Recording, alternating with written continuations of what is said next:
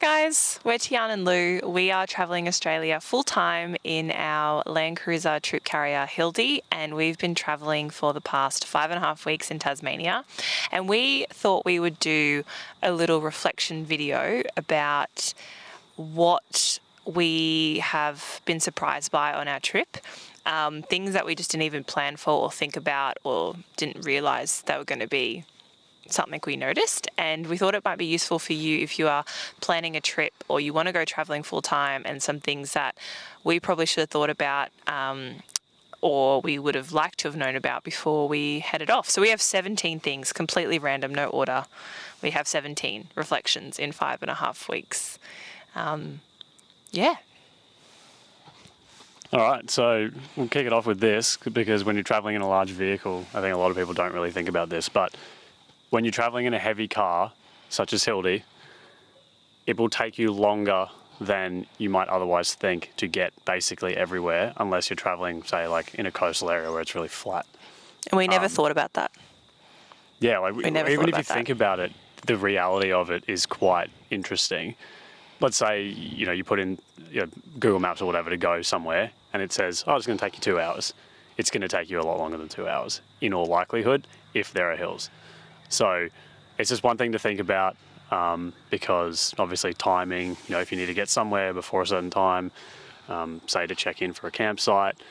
Or you want to avoid darkness, driving in the darkness. Which down here is a big thing to consider because of the amount of wildlife. You need to make sure you're really not driving before, early in the morning or after sunset. So just keep that in mind. The other thing too is fatigue. If it takes you twice as long to go somewhere because the car's heavy and it just takes longer, then you just need to keep that in mind, because you will end up getting quite tired, especially in like a large four-wheel drive. In keeping with the theme of things taking longer, so do chores. I'm a morning person. I'm a get up and go kind of person, and we don't get up and go really anytime. And if we do, we usually make a mistake. Leave something behind. So everything takes longer when you live in a car. So washing up, your laundry, making your bed, making coffee. We love coffee, and the amount of times we're like, do we want to do it? Shows how much longer it takes. And that's fine. We don't it's just something, again, it's just things to think about that we didn't think about. If you need to be somewhere, if you're like, okay, we're going to get to that hike by 8 a.m, make sure everything is done the day before. So for us, what we've learnt to do now is, if we've got a campsite set up, we'll pack everything basically away, awning away, everything's away. We'll pre-make our food the night before. So literally when we wake up, all we have to do is get dressed and then we go, which is great. So that takes longer. That I've noticed particularly, and it's gotten easier, is the loss of independent time. Lewis and I used to work full time. So even though we lived together, we still had about 6 or 7 hours of the day not with each other. And we also started dating in COVID. So we're fairly used to, I think, more than most couples, being together. Spending a lot of time together. Basically all the time. But in a small space, which is our car, I just noticed the loss of independent time. Not like it was an issue, but that's just something to think about. And I think we've gotten better at it. If I'm editing a video or Lewis is doing, we kind of have our own spaces. It's only really when there's wet weather, but I think it's just something to be aware of. Is you're always with your person, unless you're traveling solo, which there's probably the opposite, which is you might get lonely. That's just one thing, is that loss of independent time is something I didn't even think about. I think we're getting better at having it now. So showers and toilets just have not been an issue. We were sort of thinking prior to leaving that, it'd be hard to find places that have toilets and showers. I was really nervous about that one, about the showers particularly. For the most part, it just hasn't been a problem. Some places, there are some free camps that are self-contained only kind of situations. So you have to have a toilet and a grey water collection system, that kind of thing. But we haven't found that to be a problem. We've found that, for the most part, there's a campsite that has toilets, has showers, sort of, within a reasonable distance of where it is that you're trying to go, to the point where it hasn't been a problem for us. In saying that, when we get back to Melbourne, we will be upgrading our toilet system. There has been quite a few self-contained only camps in Tasmania, which has been annoying because we do have a toilet, but it's not one we particularly want to use unless it was an emergency. So yeah, it's a bit of a... It was an Amazon cheap one. Anyway, so we're going to upgrade that because, that we found that being a little bit annoying. Finding somewhere to sleep hasn't been particularly hard either. Like, everyone knows about wiki camps. Even though things have been busy, have we ever not found a spot? No, we haven't had an issue. We haven't had to stealth. There was one night, just before the Bay of Fires, where we were a bit, the camps were really full, but then we just drove a bit further. And it wasn't a problem. Wasn't a problem. So that is, we can stealth in our car. We don't have to pop anything, but I don't really like doing it because I don't want that anxiety. So we haven't had to do it. Haven't had to do it. So so far it's been good. You need to make sure before you leave, and this is particularly important for people that have bought a vehicle with a 12-volt system already installed in the car, such as what we have in Hildy. Make sure you understand how it works before you go. I will say that my understanding of the electrical system in our car was underwhelming prior to us coming on the trip, and there have been a couple of instances of trouble with it, which basically meant that I had to learn in a car park behind an Every battery in Hobart how to fix the car so that our fridge would turn back on, or so that we could get charged from our alternator into our house battery, because when we bought the car, as it turns out, it wasn't wired correctly. So I would say, even if it requires spending a weekend or longer, just spend almost the time. I won't say pulling it apart, but have an understanding of the wiring of the components that you're using. Make sure everything is compatible with all of your all the technology that you've got, particularly the battery and the DC charger. That's a big one. Can cause grief if you don't have something that's compatible. It's definitely one of those things where spend the time before you go, and it will pay dividends down the road. Also, because if something does go wrong, you will have a better understanding of how it works. So there is something to be said for installing your own electrical system in your camper or your van or your four-wheel drive, from the point of view of having the understanding alone. That is worth a lot. And I would actually say, if you didn't set up your system yourself, I wouldn't uninstall it, but I would partially uninstall it and put it back together, just so you know what wires run where. And you've had to do that a few times. And I've had to do it on the road. You've had to do it. So you might as well do it when you're at home. Yeah, and you've got the internet, full service, a garage, tools. Potentially family members or friends around that can help you. And you don't lose your fridge if your battery turns off. Well, and especially if you're in a bigger city too, you will have greater access to, say, auto electricians and stuff like that. Yes, good point. If you have some kind of failure and you're in a national park, then it's really up to you to fix it, or you have to leave, basically. So, which we did have to do one night. But anyway, in saying that, our next reflection goes with that, which is the first 5 weeks, and we've been told this by other people who've done the lap, this is when all the gremlins will come out in your car. Because obviously you're doing more driving, you're in different terrains. I don't know, maybe it's the universe as well, just trying to build your resilience. You'll have gremlins come out and they'll give you grief like we had. Part of that you can plan for, part of that you can't. And it's when you've got to be either if you're by yourself, tap into that resilience and just deep breaths, because it will happen and it can, but the same can be said, like you can have similar challenges living in a house or renting. Like life will always have challenges. I think on the road they feel more exacerbated because you don't have maybe your safety net anymore. But I think like we've gotten through every challenge that we've had with the car fairly easily, I will say. I know other people we've spoken to have been like stuck at a mechanic for a week. We had that before we started our trip. So I just would say if the gremlins come, they will come. When the ignition doesn't turn on, just jiggle it. Or make sure your battery terminals are tight. This is not going to be... And not corroded. This is not going to be a how to fix your car video. But yeah, just when the gremlins come, take a deep breath. Because unless you have a super complicated car, generally everything's fixable. Yeah, I mean, I am not an electrician, and I have worked out with some help from some really generous people how to fix it. So, bit of patience, bit of resilience. Just tell yourself, I can solve this. It's fine, and you'll get through it. Or call someone and get someone to tell you that you can solve it if you're on your own, if you can't do it yourself. Anyway, next one.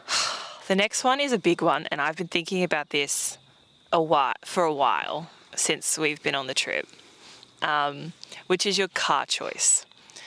So again, we obviously thought about this one before we started the trip, but you don't know how your trip's going to go or how you're going to feel in the car you choose. So this is one we can't really tell you to prepare for, but just there are things you can think about. So we chose a non-turbo car, partly because of price.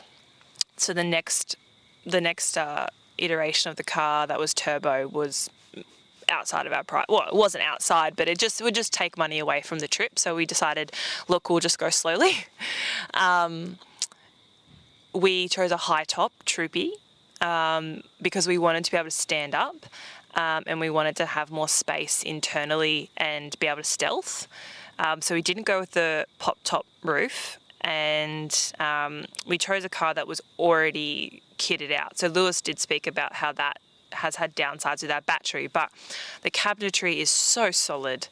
Everything is just built well. It was built by a carpenter. So I think when you're thinking about doing a lap or just a trip, or you just want to do weekends, whatever you want to do, think about what you enjoy and your comfort level. So my parents have a 200 series Land Cruiser and a caravan because that's what they want at their stage of life, and that's great. Some people have vans, some people have 4-wheel-drive, some people have 2-wheel drive, some people just take a swag. Just think about what you want to do and your budget, and you'll find something probably within that. We're really happy with our option. I think I often look at other cars and go, ooh, they must be comfy in there. But I think that's the whole comparison thing that we do just in life anyway. There's never a perfect setup unless you have, endless pots of gold. We chose what we chose, which we love, but if we had more money we'd probably buy something different. But anyway, it's our first lap, so the next trip we'll have, I don't know, a turbo. But we just go slowly and everyone gets to see us. And the amount of people who said, oh, we saw you the other day, we saw you over here, because she's high and she's noticeable and she's built like a rig. So car choice, think about what you're going to do. But even if you choose a 2-wheel drive, I will say you can still access a lot of Australia. Well, I could only really talk about Tasmania, but anyway, think about the car or the bike or the swag, whatever you decide to take. All right, so the next one, we have found and have been genuinely amazed by how incredibly willing people are to help you out, especially a lot of people, you don't even need to ask them. They just are so willing to give you advice and to sort of help you out if you're in a bit of a weird situation. And the thing I will say to go along with that is just no shame. If you need help, just ask. There's no harm in asking for help. You're better off asking someone and getting the help you need to fix the problem than to end up with some situation that it either becomes really expensive or leaves you in danger, or is even just incredibly inconvenient. I I found Australians genuinely like helping other people. That's been our experience down here in particular. Just ask if something goes wrong. But I would add to that, not just when things go wrong. Like, travellers like to help other travellers, so not even just Australians. If you want ideas of what's to do around here, like Lewis always has the chats, usually, because I'm usually doing something, had a chat with the caretaker of this campground this morning, and she gave him basically a week's worth of things to do around here. So locals are proud of their areas, especially in Tasmania, which is awesome. So even if it's not just help, you're just seeking an idea of, okay, what could we do today? The amount of times we've gone and literally done something because a local said, you should go do that. Like Maria Island, never heard of it. So yeah, definitely ask for help, but also just ask for suggestions, or even other travellers. They will say, oh yeah, we went and did this yesterday. It was great, or it was closed, or just some info. Yeah, don't be too isolated, and don't be afraid to have a chat. The next one might sound obvious, but call your family and friends. I think you get pretty tired on the road, like the driving and the lifestyle. But especially if you're traveling solo, make sure you make time to call the people you love, your friends and family. They're still at home, wherever your home is. It's been really great, I think, from time to time for us. Actually, almost daily. We called my parents almost daily when the trip started because of the issues we were having with the car. But we just call, have a chat. Just call your gran, call your pop. Just call people. Send letters. They're cute. But yeah, just don't forget to call people and just make time for your friends and family. I think that's a big thing. We haven't felt homesick yet, but maybe that's why, because we feel like we're still with our family in a way. So yeah, call your family and friends. Do you want to do that one? I'll do the next one as well. I don't know what number this is. Doesn't matter. You're just going to need hand sanitizer and wet wipes more than you realise. I don't think I ever bought a wet wipe. They're really handy. In my adult life. It's like a shower in a packet. Not even just that. When your feet are so dirty, like, it's just... the amount of wet wipes we've bought, and I don't like it because I don't like waste. We haven't bought that many, to be honest. We've bought like 4 packs. Okay. Yeah, I mean, hand sanitizer is a no-brainer. Like petrol pumps. Just sometimes you're doing dirty stuff and you're like, I just need to... Like, Lewis hates sunscreen. Like... No, public toilets. Public toilets. Like, so many public toilets we use now. So it's like, you just feel a bit gross. But yeah, the wipes are a genius. All right. This one's really important for you. Yeah, this one is huge. And you will definitely have... If you've watched any other YouTube content about travelling, obviously in a car... this one isn't going to be new, but I'm going to reiterate because it's so important. You need to be comfortable sleeping in your setup.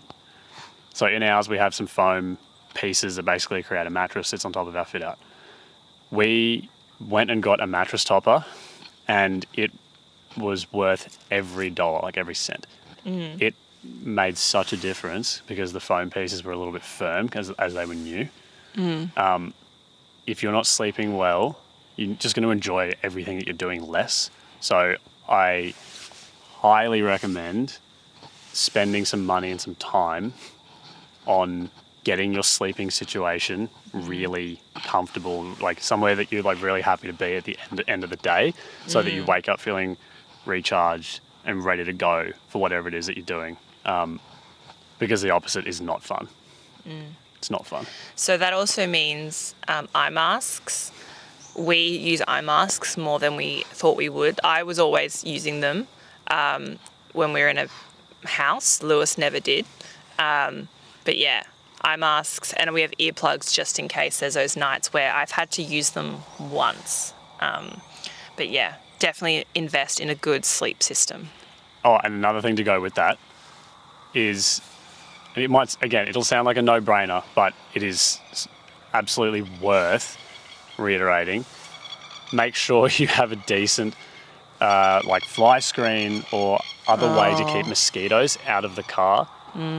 Getting woken up by mosquitoes in the middle of the night is terrible. And obviously, as you're driving around, some of the campgrounds are near creeks and the ocean or tidal flats and stuff like that. And so there are mosquitoes about, and you don't want them in the car. This is particularly triggering because this happened to us last night. We've covered, I think we've brought together some of ours, like some of them have merged. So I think maybe we'll just do the last bit, which is things that we wish we brought with us or we didn't realise we'd want. And they're not gonna be things silly. Like it's not like, I mean, for us, we're gone wilding. We like to do adventures. We want to be outside and do kind of fun, outdoorsy things. So one of the things there's two things that I really wished we had. One we probably will get. One I'll just have to get over it. Is a kayak. There's so many beautiful places in Tasmania to kayak. And we just didn't. I've never kayaked before, but I've never had such a desire to kayak. Well, yeah, I'm in the same boat, and some of the beaches, particularly up the same boat, kayak joke. Oh god, sorry. Some of the beaches up the east coast, when we went up there was just no swell, flat at all. As a tack. So the surfboards haven't had much of a go, but these beaches, particularly say the Bay of Fires, would be just stunning. And just perfect for some kayaking. You just walk down to the beach, inflate it or whatever, if you've got an inflatable one or otherwise, and just have a little paddle because the water is crystal clear. There are fish and other wildlife just everywhere. So that's something that we're looking at getting once we get back to the mainland. And there's so many lakes, many alpine lakes, glacial lakes that I was like, if only we could kayak. So kayak is one thing I wish we brought, and we're going to get an inflatable one, not a solid one, because there's no small space on the car. I really like to ride bikes. Lewis likes motorbikes. I like push bikes. And I have just found myself wishing to have a bike, and we've seen because Tasmania is like the mountain bike capital of the country, it feels like. Which we didn't know that. We didn't know about. Everyone's probably looking going, of course, duh. But I don't want a mountain bike. I just love push bikes, and so many people have them on the back of their setups. I don't think I'll be able to do that because Hildy's already pretty full. It also could be, Lewis, I can't really drive the car, so maybe a bike is like my way of having a little bit of independence, and maybe that's why I want one. But I've always liked them. When we lived in Brisbane, I loved riding bikes. It was my favourite way of getting around. So I miss that. I don't think we would change our setup for the bike because, that seems silly. But I do wish we had that. I wish I had a bike. Maybe I could get those foldable ones. No, they're so lame. I actually don't have anything really that I am missing that I could have brought with us. So what about anything you're missing besides the things like running water and having a sink, washing up in a sink is I so never thought I'd say this, but just having a sink with hot running water to just wash up after dinner sounds silly, but when we're at a campground and there's a sink, Lewis is like, it's like magic. Lewis is like, there's a sink. He's like, let's camp near the sink. Yeah, it's fantastic. It's so much easier to clean up. Because Lewis washes up because I cook. That's why he loves the sink. Even though we have so much water on our car, we've got maybe 180 litres all up, maybe less. I think I always round up. There's at least 100 litres. Yeah. There's at least 100. We are never worried about running out. But it's just the fact that he has to walk from the tap somewhere else. He can't just turn it Anyway. Sorry. Yeah, it's not that. Why is it?